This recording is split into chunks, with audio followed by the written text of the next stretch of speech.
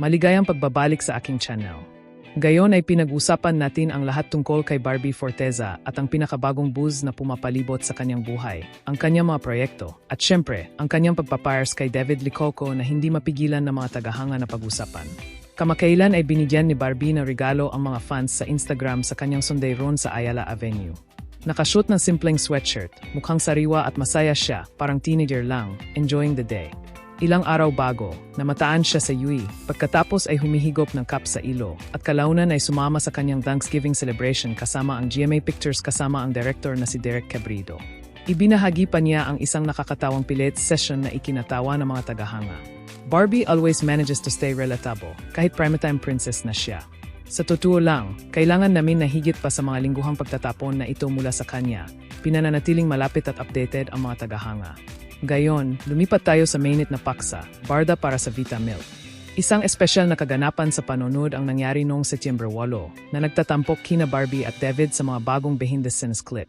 Mula sa jogging hanggang grocery ron hanggang sa paghahabulan sa kondo, hindi may kakaila ang chemistry sa pagitan nila.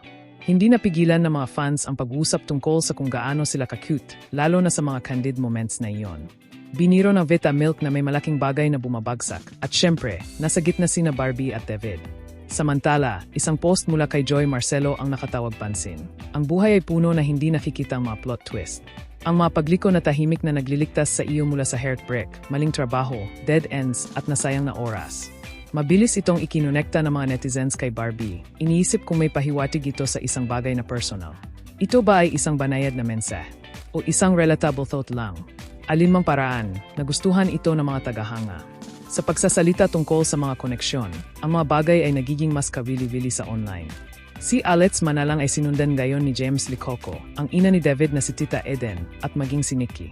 Bilang kapalit, sinundan sila pabalik ni Alex, parang isang malaking masayang pamilya sa social media. Talagang nagtataas ang kilay ng mga tagahanga at nagtatanong, ano ba talaga ang nangyayari dito? Ngunit hindi lahat ng balita ay masaya.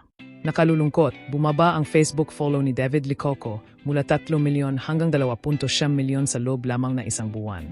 Iyan ay pagkawala ng humigit kumulang 100,000 tagasunod. Nagdagdag ng gasolina sa apoy, lumabas si Alex sa Instagram story ni Tony Miranda kung saan may lumabas na komento, Oops dahil na-reveal si Alex sa publiko. Oops dahil ginawang opisyal ng kaganapan sa media ang mga bagay-bagay. Ang mga tagahanga ay nagbubulungan sa mga teorya. Iyon na para sa roundup ngayong araw. Kung nasyahan ka sa update na ito, huwag kalimutang i-like, i-comment ang iyong mga saloobin, at mag-subscribe para sa higit pang balita tungkol sa Barbie at Barda.